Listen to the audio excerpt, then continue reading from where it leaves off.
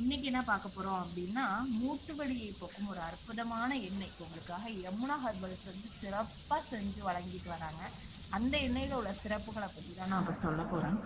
மூட்டு வலி வந்து இப்போ நிறைய பேருக்கு, ஒரு 40% பேருக்கு மூட்டில் வந்து கடுமையான வலி உண்டாகுது. சமைக்கிறது, வீட்டு வேலை செய்வது போன்ற அன்றாட வேலைகள் கூட உட்கார்ந்து எந்திரிக்க முடியாது, எந்திரிச்சா உட்கார முடியாது, பேருந்துல ஏற முடியாது, மாடிப்படி ஏற முடியாது, சிரமமா இருக்கும்.